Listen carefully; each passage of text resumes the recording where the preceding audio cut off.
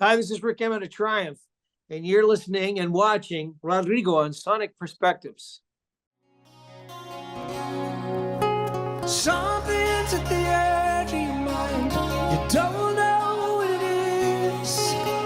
Something you were hoping to find. You're not sure what it is. Then you hear the music, and it all comes crystal clear. Music does the talking, says the things you want to hear. Hello, everyone, and welcome to another interview of Sonic Perspectives. I'm Rodrigo, and my guest today is a Canadian icon and a guitar extraordinaire, Mr. Rik Emmett. Rik, thank you for joining us. You're welcome. I'm happy to be here, Rodrigo. Yeah, it's an honor to have you here, and you're in Toronto as well, right? I live on St. Clair West. You do? Yeah. Yeah. No, I'm in Burlington, actually, which is west of the city. But yeah, I mean, St. Clair, that's not far from where I grew up, for sure. Oh, yeah, yeah. Well, before we get any further, I'd like to ask you, how are you doing health-wise? I know you had a health scare recently. Yeah, I mean, I was never scared, Mm. you know, but it was, I had an issue with my prostate, and so I had some radiation, and it went fine, and I got to ring the bell at the end of it. And I guess they wait now a few weeks to find out, how did it go? Like, it's all good. I decided I would go public and talk about it just because, as the woman that runs my social media, Kathy Wagner, said, oh, you should do a PSA about PSA. And I went, okay, yeah, let's do that.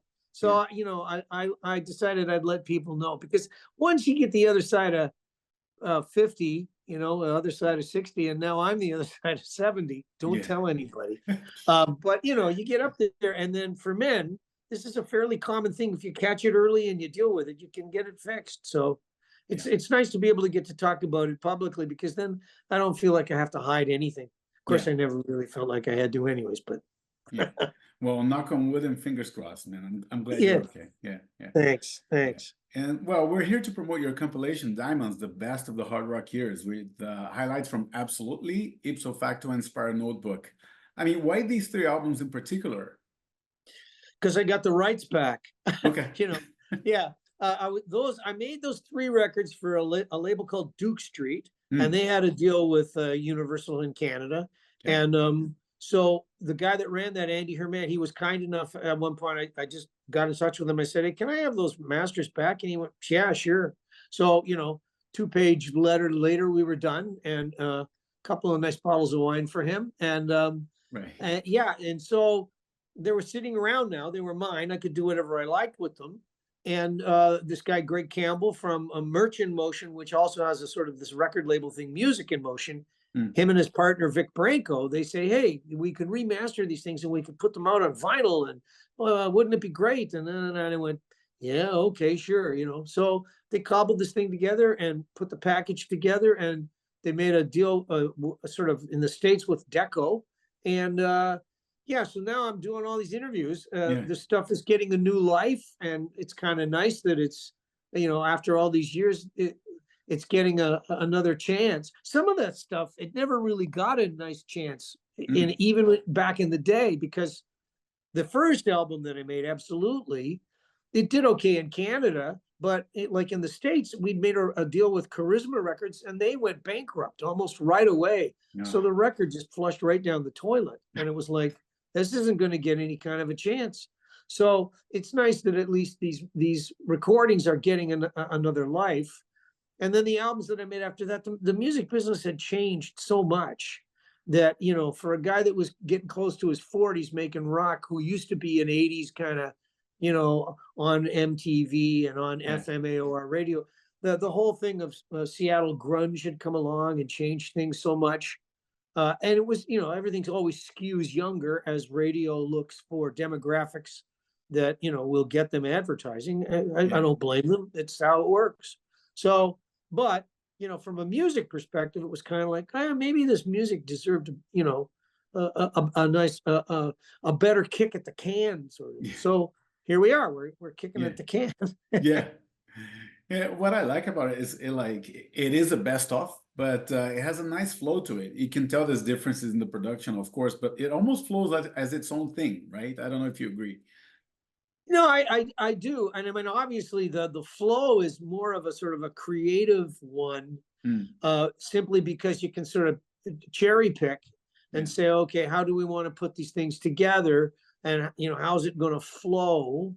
Um, and I had told Greg in the early stages, don't pick too much soft stuff. Don't pick the ballads, because I might do a compilation of the softer things and the singer-songwriter stuff. I said, pick the ones where it's more hard rocking, where the rhythm section is really having a go at things, and it's a great rhythm section. Randy Cook plays drums, and man, it's just he kicks ass. It's fantastic. yeah, yeah, Um, yeah, and then you know, stuff that sort of lean more towards blowing on the electric guitar. So, I mean, even the third album of the three, Spiral Notebook, it was a singer-songwriter record, and it was pretty esoteric and soft. But yeah. the track we used for Diamonds is a song called Hardest Part. And man, at the end, which I just said, let it roll. I'm just going to blow my brains out. So Yeah. there is some blowing of brains on Yeah. the Well, yeah, from Middle Ground to The Hardest Part, for example, they're from different albums, but there is the big leap in terms of, it's not a strange transition between the two. So, Yeah, I thank you. I like I think I'd like to think that what you're hearing is Rik Emmett as a songwriter, yeah, you know, and sort of gravitating towards those kinds of things as subject material, and then the realization of, all right, these are the kinds of harmonic landscapes I want to create. This is the kind of atmosphere I want to play over and sing over, and yeah, I maybe that does hang together, and I think the truth of it is, and we're looking back on a guy who was in his 40s, you know, maybe that guy was sort of putting behind him the things that had made him be, you know, spandex pants, rock star kind of stuff, and was now kind of going, all right, if I'm going to be a recording artist, but I'm still going to be a bit of a rockin' one, and I'm still going to be I want to be a songwriter kind of one. So, you know, I mean, I get asked questions all the time about the, you know, rock guitar heroism, that kind of stuff. I'm yeah, making air quotes. yeah, And I kind of go, well, I was always more of a singer and a songwriter than I was thinking of myself as a guitar hero. The guitar was more the, you know, the vehicle yeah, for the singing and the songwriting, you know. yeah, So I think when you hear that stuff hangs together or has a kind of a narrative thread that goes from track to track, it's likely that you're hearing, you know, the three elements of Rik Emmett as opposed to maybe just one thing. yeah, yeah. And it's funny to think that Mark Knopfler from Dire Straits kind of took the same route, more or less at the same time, like mid to late 90s kind of thing. He started doing his own thing as opposed to doing Dire Straits. So, Yeah, yeah, no, hey, that's nice company for me to be put in. Thank you, of course. Rodrigo. I'll take that. Sure, Mark Knopfler, you Yeah. bet. Yeah. And well, I know you consider yourself semi-retired at this point, but do you still write music in your home studio? I see a lot of guitars there in the background. Yes, and Yeah. in fact, yes, I've been working at I've written 10 guitar pieces that I've recorded, and then I wrote a book about the writing of the pieces and the making of things, and it's Oh, called wow. 10 Telecaster Tales. And I'll just show you real quick. Here's the Okay. guitar. I had this custom designed. Oh, It's a wow. Telecaster in all regards, except it's got the bridge height and the scale length of a Gibson Les Paul. Wow. So it's kind of like a Gibson that's hot, that's masquerading as a Tele. The other thing Right. is this chambered. This weighs about 6.5 pounds. So it's a beautiful guitar for me to have on my lap, and it's really comfortable to play. And so the pieces are like some jazz stuff, you know, a little bit of funky R&B-ish kinds of, but all instrumental and all finger style. And yeah, that'll probably come out towards the end of the year on Oh, okay. ECW Press. And yeah, that'll be pretty exciting. I'm looking forward to that. And you know, when you're an artist and you're doing interviews, you're kind of you're trying to bring the world to catch up to you. This is what I was doing, you know, 6 Yeah. months ago, 8 months ago, a year ago. You know, now you and I are talking about, but it's old news for me. I've moved on to other things, and because I'm a writer now more than anything, you said semi-retired, and that's true. Like, I still work, and I think my wife thinks I work too much. I spend a little too much time in this room with these guitars and, you know, Right. in front of my computer writing.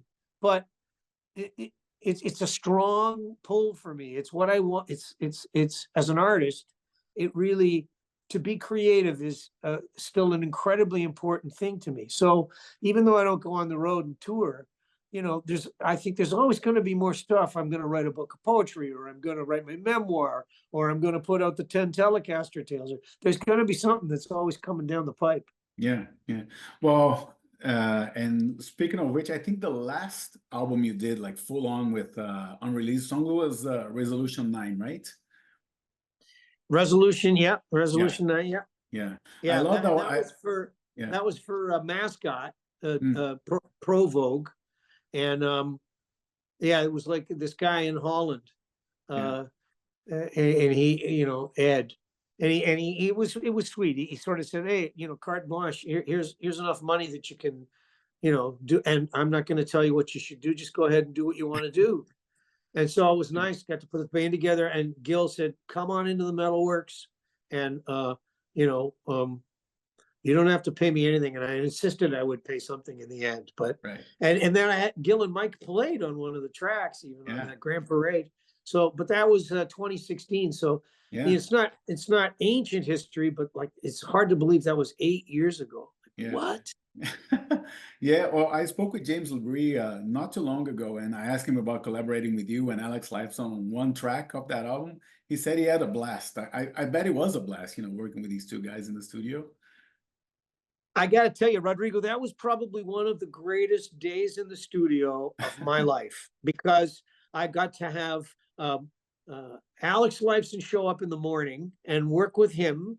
And then I had a lunch brought in, and then James showed up, and we had lunch together, and we did the photo shoot and all the things that you have to do. Yeah. And then Alex left, and then James, and we sang the stuff in the afternoon, and it was incredible. It was just so much fun. Yeah. And so rewarding, you know, to get to work with artists that are, they're not just here. They're like, these artists are, they're accustomed to working at an extremely high level, you know. Yeah. And Alex is a sweetheart of a human being with a great sense of humor. And it was the first time I'd really got a chance to meet James and spend time with him. Mm-hmm. But I was blown away with his ability to, like, he'd warm up and then he'd get in front of the microphone and then he'd start singing these things where I'm going like, that's impossible. How can he hit those notes? You know, how is that happening? How is that coming out of him? But it was really great. And yeah, and it's that record, I think it deserved a better fate too, but who knows, you know, 20 years from now, you and I might be doing another interview about a compilation album. Fingers crossed. I got the masters back for Mascot. Okay. Yeah, we'll see about that. And well, and last year you released an autobiography too, Lay It on the Line, which was incredible, if I must say. Even for those who are not your fans or know anything about you, looking back now, are you happy with how it came out, or? Extremely, yes. It's been very rewarding. The book came out in October of last year, and it continues to sell at a nice clip. It's doing very well. And so that's a really rewarding thing. Like, you know, I mean, I had modest expectations. I didn't think it was, but I'd put a lot of work into it. I really did want it to be not just a rock star memoir. I wanted it to be about, you know, like the Triumph documentary had come out, and it had been the story of Triumph, the story of the three guys coming together and making this band. Mm-hmm. That wasn't my story. You know, my story started when I was a kid, you know, baby had, and I did more recording of records after I left Triumph than I did when I was in it. And I taught school, and so there were stories and things that I wanted to tell, and I wanted to, the things that I taught in a music business course in college, I thought it'd be good if I had in the book summations of, you know, hey, if you get in the music business, this is what I encountered, you know, this is what you may encounter as well, you know. And I mean, there was a lot of stuff that had happened in my life because I was rock star, you know.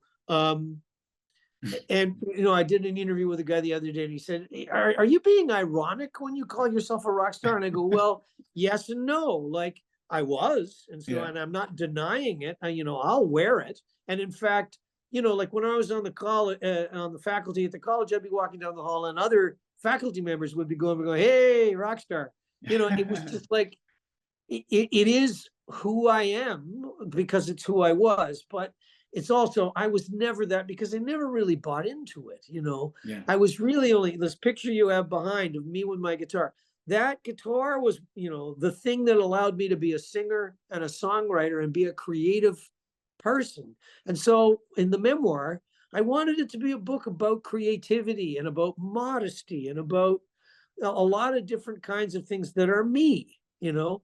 So that's, it's kind of nice that that's caught on. It's selling. Wow, that's great. Good. Yes, I'm happy to do interviews for it. Sure, why not? Yeah, yeah. I actually tried to do an interview with you back then, but only now it materialized. So, but here we are. Yeah, good. Yeah. And well, I didn't know you were actually taught at Humber College. Is that where you taught? Yes. Yeah, yeah. My wife went there for, you know, completely different course, but quite a coincidence. And I wonder how you taught people to reconcile their like artistic ambitions with the reality of business. It's kind of a tough proposition, like maybe a tough topic to convey, right? Yeah, but it never goes away. It's always there, you know, and it's from when you're starting out to even now, as I sit here with you, it's like, there's things that I do to try to satisfy my heart, but then, you know, like, here's a good example that we're talking about the memoir, you know, when we got around to talking about the title for the memoir, you know, I'm making suggestions and then the marketing department from the ECW press is going, well, Rick, have you ever noticed that Rockstar Memoirs, you know, whatever your most successful song title was, you really just take that and you use that as the title for the book? And I go, yes, okay, yes, Springsteen's book was Born to Run. Yeah, okay, yeah, all right, I get it, all right. So I go, okay, I'm not going to fight City Hall, you know, because I understand they want to sell books. That's what they do. You know, people want to sell records. That's what they do, you know. So we're always in this game of self-promotion and self-marketing, and musicians have to understand that, you know, because, you know, I think somewhere in the memoir I said something along the lines of, yeah, integrity is a beautiful thing, but it doesn't buy you dinner. You know, it doesn't pay the mortgage, you know, like you can use some of it for that. And I think every artist, even young ones, and I at the college I used to say it all the time, put something in there that is like something that money can't buy. Put something in there where your integrity, your values, your qualities, the things that you hold dear, put them in there, put them at risk. Strip off all your clothes, get naked, walk out on the high wire, no safety net, go ahead, put it at risk. And you'll be happy that you did it, because that's why you do it. You do it so that you can be an artist and you can take those chances. And if you don't, you won't be happy. I said, but David Bowie was doing that, and he was dressing up like a spider from Mars. You know what I mean? Like, there are ways that this can happen. Like, Bruce Springsteen probably didn't, you know, cut off all of his t-shirts here, and you know what I mean? Like, you are selling something. You're projecting an image. That's what has to happen. And I wasn't shy about it. You know, I would get in front of those students, and most of those students are there because they're jazz musicians, really. Their level of ability to play has risen to a really high level. Now, jazz is about 2 or 3% of the world's marketplace. Like, jazz records don't really sell, you know. Jazz guys are always looking to get a teaching gig because that would help them cover their mortgage payments, you know. And I get that. I totally get that, you know. But at the same time, I think, like, we make records so that we can also share ideas with people and have people go, you know what, I really like your ideas. I think you're a pretty interesting person. And you go, oh, thank you. Oh, you're being very humble and modest about it. But I mean, that's why you did it in the first place. You wanted acceptance. You wanted people to. And so I would say to people in the program, like, don't make music that alienates people. Make music that invites them in. Make music that at least is going to help you find some kind of an audience that you can build on. You know, that's where it's got to start. You know, you don't have to be David Bowie and invent, you know, the thin white Duke, but you know, it might not be. I would have students play like a recital for me, jazz players, good ones, and they'd be up on the bandstand. They were dressed like bums, and I would say, looking "You down, look like you just woke up in the residence and you walked over here and you decided this is a gig. You're playing a gig for me. Show me that you respect me as an audience member and dress the part. You know, behave with each other as if you really respect each other's musicianship. That's what jazz guys do.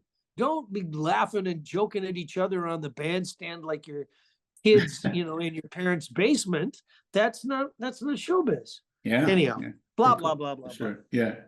Hey, do we have a few more minutes? I have so many more questions. How long do you think we have? I'm sure you do. I do have to, I've got one at 3:30, so I can give you another 7 or 8 minutes, and then I'm No, I was going to ask you about being offered gigs with them Yankees in Asia. I mean, were there any other invitations that you received that didn't work out, or? Yeah, I went down to Boston once and I spent some time with Tom Schultz, and I thought he was maybe looking for somebody to write an album with him and you know, share songwriting credits and publishing and all that great stuff. And turned out, no, he was really only looking for somebody that could sing really high and cover the Brad Delp parts on tour. And then I went, oh, well, I don't want to do that, right? I'm not looking to join another guy's band, which is, I mean, that's essentially why I said no to the damn Yankees and the Asia, Asia, John Wetton and Carl Palmer. Like I just didn't want to be in another band again. You know, I sort of enjoyed being, as I like to call it, a benevolent dictator. You know, like I'll try to be nice to you people, but you have to do what I say because this is my business, not yours. Yeah. Fair enough. Well, one collaboration you did that I'm always revisiting is your work with Steve Morris. There's a couple of videos of you guys playing on YouTube, Up in the Air, Midsummer's Daydream. I was wondering if that collaboration could have gone any longer or led to something else. Certainly, I would have been happy if it had. It was a long way to go. I mean, he lived down in Florida, you know, and I think, Steve, and Steve was a guy that, you know, because he was so good, like such a gifted guitar player, he was wanted in a lot of places. You know, he could put out his own records and do okay, but then, you know, Deep Purple comes calling and they go, hey, you know, we need a guy, and we tour and we play. You know, they probably don't play that much, maybe 120 dates a year or something like that. You know, not the kind of grinding tour that would destroy you, but, you know, a lot of work. And then they probably said to him, and, you know, this is how much you get paid. And Steve probably went, oh, I've never made that kind of money in my life, you know? And so, you know, there probably wasn't going to be much room between him doing his own things and then doing the Deep Purple thing. Like, what else was he going to collaborate on, you know? And in any case, when it came time for reaching out for collaborations, I was really trying to be more my own artist and do my own things. And so then I would only really be hiring people from my own band locally that we could rehearse, and it wouldn't cost us a fortune to be flying everybody in. And then everybody could get on the same tour bus from the same location and, you know, head on out. So the musicians I collaborated with were really sidemen that I was hiring. And I was kind of perfectly content with my life. You know, that's how it worked for me. So right. Okay. 2 more questions, then we're good. One curiosity I have is about the Triumph, the picture you guys have on the Allied Forces. It's a monument to Katyn that's in Roncesvalles here in Toronto. Yes. I went there recently and I was so surprised. Oh, this is a Triumph stuff. I didn't know about this, but whose idea was it to use that location for the picture? It might have been the photographer. It might have been one of us in the band, because what happened was RCA, you know, album was coming out and they wanted to do a photo shoot and get new photos of the band. and we knew the album was going to be called Allied Forces. And so then it was like, well, May, you know what? We could drive down to the lakeshore in Toronto. And at the time, I don't think they're there anymore, but there was like a little park on the lakeshore where there was a Lancaster bomber, and there was a tank. And so we went, well, we could go there and we can shoot some stuff and it'll look kind of military because of Allied forces, right? Yeah. And then, and we'd gone over and into the grounds of the CNE, and we'd shot some things there, like in the band shell with the lights overhead, and at the Dufferin Gates with the big hoop behind. So we had these landmark kinds of things. And then I think somebody said, hey, if we drive 5 minutes this way, there's the Polish War Memorial for, and it's kind of really cool because it's got this giant crack that kind of runs down inside this monument. And we went, oh, that sounds really cool. Yeah, let's go. So we drove over there and we, stood around in front of that thing, and it went on the back of it could have been a front cover. It was that cool of an image. Yeah. But Triumph was more about, like, I'd come up with that logo, right, with the flying V guitar and the, and the diamond of Triumph with the diamond of the flying V guitar kind of. So there was something graphic that was strong about that, and we were going, that's going to look good on a t-shirt. Oh, that's going to look great as a pin, So it was like, okay, like, then we'll do that. And but that picture, and of course, that's a really sad monument. Like, it's about, the annihilation of a genetic kind of cleansing. It was horrible. The Jews from the ghettos and so anyhow, nevertheless, that lightning crack, it kind of became a thing for Triumph because we had the lightning bolts from the logo, and so then in a video there would be like the lightning crack that would come down in the video, and kind of, even to this day, I think when Gil puts out videos, it's like there's that crack. Yeah. Well, last thing for me, the one time I saw you, I think it was your last public appearance on stage. It was a charity gig for the West End Phoenix in 2021, and you play Sultans of Swing. Do you have anything planned, any kind of special appearances in the near future or not? I am going to do a thing up in Brampton in April. At the Rose Theater, where I get interviewed by a guy named Cameron Smiley, and he asks me, like a "This Is Your Life" kind of thing, and then, to promote the memoir, and obviously now I can promote the Diamonds thing too, and my book of poetry is still available for retail, so and I might do those kinds of things from time. I'll bring a guitar. I might play a couple of things, or little bits of things, like not a whole song, not a whole set, but just little bits of things. Yeah. And, from time to time, I mean, if Dave Bedini asks me again to come and play something for something, I might, I weigh them. I kind of go, maybe, maybe not. I mean, I went to Sweden and I played that gig on New Year's this year, where I sat in with a bunch of people, and it was like being in a gigantic glorified wedding band, but it was a lot of fun. And and we got to see some of the Junior World Hockey, and then got to play these songs, and they had a horn section and they had a string quartet, and we did a couple of revised Triumph, like Lay It on the Line and Magic Power, and I sang Paul McCartney's My Love. It was a lot of fun. It was a long way to go for one gig. I bet. Sweden was a long way to go. So I might pick something that's a little closer, next Brampton time, is closer. Yeah. But Rik, thank you so much for the interview. This has been a blast. I'll look out for that event, and I'll try and catch up with you then. All right, Rodrigo, thank you very much. Thank you. Take care. Bye. Bye-bye. Bye.